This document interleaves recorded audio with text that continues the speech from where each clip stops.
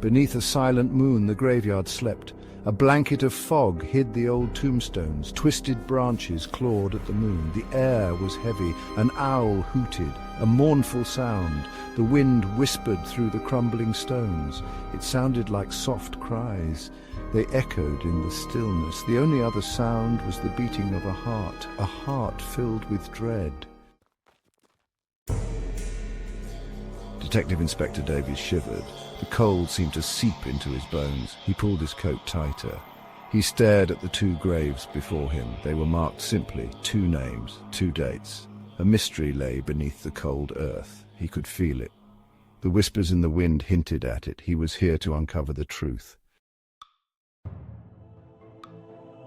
The caretaker pointed a gnarled finger, his hand trembling slightly as if the very act of pointing was a burden. His eyes, clouded with age and perhaps something more, followed the direction of his finger. "It's strange, sir," he rasped, his voice hoarse and filled with an unsettling mix of fear and curiosity. "I've never seen anything like it in all my years. The earth, it's unsettled." Davies looked down, his brow furrowing as he took in the sight before him. The ground between the graves was not just uneven, it seemed to pulse with a life of its own, as if the earth itself was breathing. The freshly dug earth between the graves was uneven, almost as if it had been disturbed from below. Davies knelt down, running his fingers through the loose soil, feeling the strange, almost imperceptible vibrations. It was as if something was trying to break free. He bent down, his heart pounding in his chest. The sensation was unmistakable. Something was moving beneath the surface, something that should not be there. He picked up a small object, a tarnished silver locket half buried in the dirt. It felt unnaturally cold in his hand, sending a shiver up his spine. It was cold in his hand. He opened it with a sense of foreboding, the hinges creaking as if they hadn't been touched in years. Inside, 2 faces stared back at him, a man, a woman. Their expressions were frozen in time, yet there was something disturbingly lifelike about them. Their smiles seemed to mock him, as if they knew a secret he could never hope to uncover. The caretaker's voice broke the silence. "That locket, it belonged to the old couple buried here. They say their spirits never left." Davies felt a chill as a mist began to roll in, shrouding the graveyard in an eerie fog. The air grew colder, and the sense of unease deepened. He knew he had to find out what was causing the disturbance, but a part of him feared what he might discover. With a determined look, Davies stood up, clutching the locket tightly. He was resolved to uncover the truth, no matter how unsettling it might be. The earth beneath his feet seemed to whisper secrets, and he was ready to listen. Section 4, Shadows of the Past. The old caretaker told their tragic story.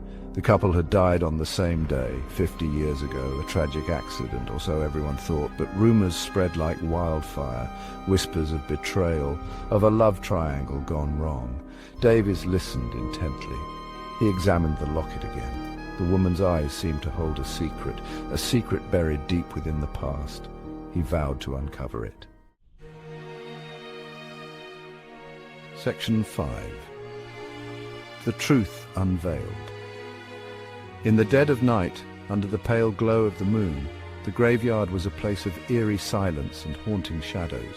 The truth, long buried, was about to be revealed. Exhuming the graves was a somber affair.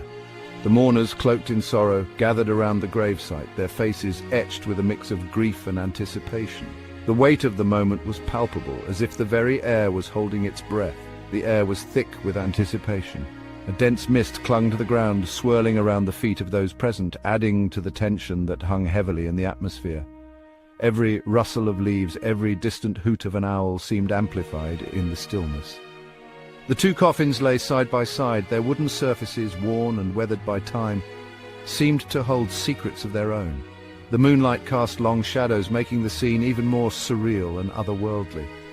Davies watched as the first coffin was opened. It was empty. The sight of the empty coffin sent a shiver down his spine. Questions raced through his mind. Where was the body? What had happened here? A collective gasp went through the small crowd. Davies's heart pounded. The shock was evident on every face, eyes wide with disbelief. The silence that followed was deafening, broken only by the sound of Davies's own heartbeat echoing in his ears. He knew the truth lay in the other coffin. With a determined look, he turned his gaze to the second coffin. This was it, the moment of truth. He could feel it in his bones. The other coffin was opened. The gravediggers moved with a practiced precision, their hands steady despite the gravity of the situation. The creak of the coffin lid being lifted seemed to echo through the night. It contained not one body, but two. The sight was both shocking and poignant.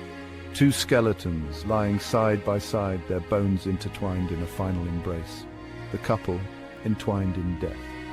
Their skeletal remains told a story of love and tragedy, a bond that had transcended even death itself, just as they had been in life. The old photograph, now faded and worn, showed the couple holding hands, their smiles frozen in time.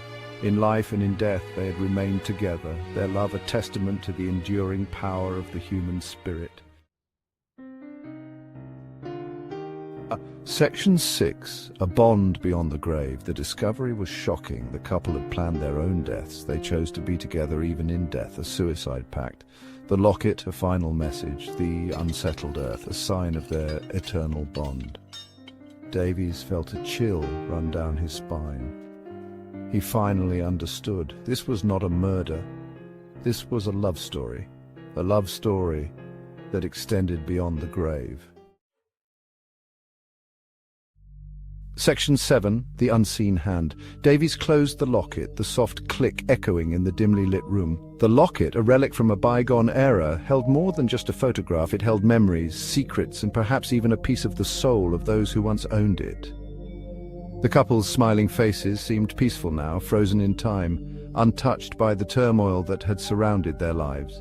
Their love, captured in this small trinket, was a stark contrast to the darkness that had enveloped their story. He placed it in his pocket, feeling the weight of the past settle against his chest. The case was closed, or so it seemed. But in the world of shadows and whispers, nothing is ever truly over. As he turned to leave the graveyard, a chill ran down his spine. He felt a cold hand on his shoulder, a touch that was both familiar and foreign. He spun around, heart pounding, but no one was there.